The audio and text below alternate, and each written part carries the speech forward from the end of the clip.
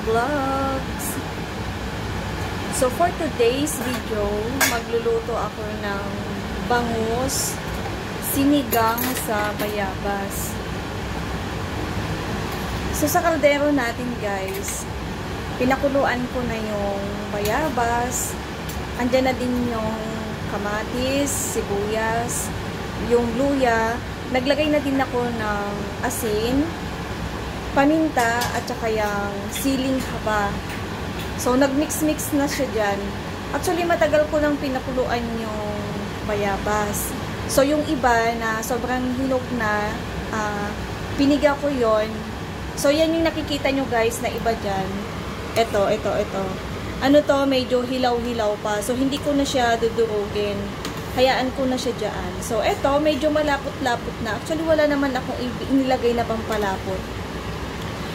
Yung bayabas kasi, pagka piniga mo siya, actually, unti-unti siyang lumalapot eh. Ayan guys, o, tingnan nyo. Ayan. Ito ang special menu natin for Saturday lunch. So, ayan guys, ang ating bayabas. Ito. So, dahil ano na, medyo ano na to, andyan na lahat-lahat, kumpleto na yung lasa niya. So, ilagay ko na yung okra at saka sitaw. Yung labanos guys, optional lang yon kung gusto nyong maglagay. Pwede siyang lagyan. Kaya lang ngayon kasi wala tayong available na labanos. So, ito lang ang gagamitin ko na pinakagulay niya. Sitaw, okra, so ayan, nandyan na sila. Tapos isusunod ko naman na ilagay ngayon yung bangus. So, ito yung bangus. Hinati ko to sa 6 na piraso. Malaki siya.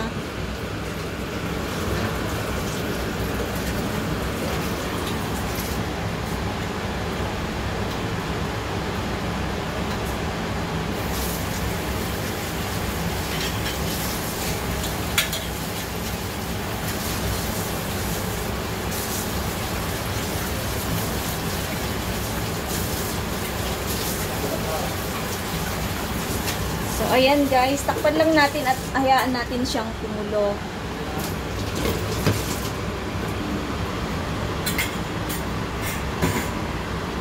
Hayaan natin siyang kumulo para maluto itong gulay niya. Ganyan siya guys. Yung lasa nito, kumpleto na.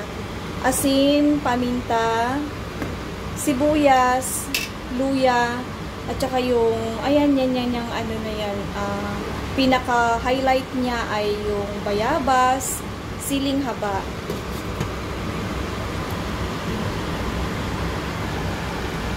So, yan guys, habang inaantay natin siyang kumulo, i-discuss ko na rin yung mga ibang ginawa ko dyan. Bali, yung bayabas, una ko muna siyang pinakuluan. Pinalambot ko siya, and then nung lumambot na, nilagay ko dito. Then, yung pinaka-palasabaw niya, guys, ang ginamit ko ay hugas bigas. Yung pangalawang hugas na bigas ang ginamit ko, sinala ko siya. Tapos, iyon na, wala akong hinalong water na, yung regular na water. Kundi yung hugas bigas lang na, I think it's 3 takal yata yung 3 baso. Tapos, yung pinagpakuluan ko ng bayabas kanina, since konti lang din naman, yun na din yung hinalo ko dyan. Tapos, binigyan ko yung medyo malambot na part. Tapos, habang nga yan, yung nung nilagay ko na siya, nung pinapakuluan ko yung sabaw niya, yung ano nito, yung sa bayabas na niya, naglasa-lasa na siya, unti-unti na siyang nagkalasa. Sinabay-sabay ko na din yung mga ingredients niya na like sibuyas, luya, at saka yung kamatis.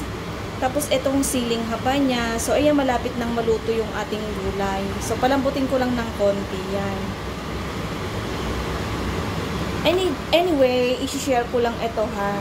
Kasi, bakit ako gumagamit ng mga natural na, mga organic, natural lang na ingredients.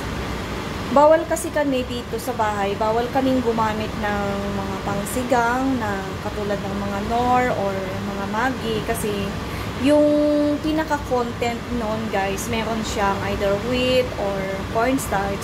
which is bawal sa amin, sa isa kong anak.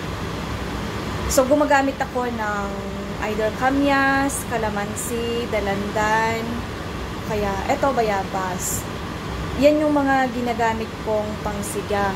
So, dahil kumulo na siya, ay isusunod na nating ilagay ang ating gulay na dahon. So, eto muna tayo guys. Lagyan natin siya ng talong.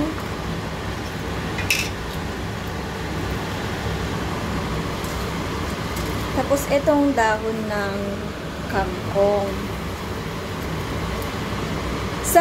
Sa ano guys, sa gulay na mga talbos, pwede kayong gumamit ng dahon ng petchay, o kaya yung bagyo petchay, pang halo ng sinigang, dito sa bangus. Pwede siya, kahit yung bokchok, pwede din guys.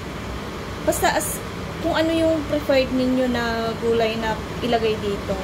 So, ayan. Antayin lang natin ulit siya na kumulo. Bali, yung lasa niya ay kumpleto na. Yung timpla niya, okay na din. So, papalambutin na lang natin yung dahon. So, pagdating din pala guys sa mga gulay, lalong-lalo na sa mga, itong mga talbos na yan, hindi pwede sa amin din ang half cook. Kailangan talaga siyang naluto. Kasi kapag half cook, yung isa ko din na anak din, isi-share ko lang din, may braces siya. So, hindi niya din makagat yung gulay. So, kailangan maayos din yung pagkaluto niya. Yung talagang makakakanguya siya ng gulay. So, ayan guys, tingnan nyo, ang sarap na niya. Ito yung sabaw niya guys, look. Diba? Super yummy. Yan. Actually, ang lasa nito ay hindi siya maasim, kundi manamis-namis siya. Yung asim niya ay katamtaman lang. So, ayan. Ito ang special menu natin for Saturday morning. Then, ulam namin ito for lunch. So, ayan guys. Sa mga hindi pa pala nakapag-subscribe sa aking channel, please subscribe, like, and comment, na kung maaari po ay mag-iwan po kayo ng bakas para yung mga may channel dyan ay masusuklian ko din kayo guys. So, enjoy lang. Have a nice day at enjoy natin ang buong maghapon na ito kasama ang ating pamilya. So, ayun lang guys. Aling Tindara Vlogs.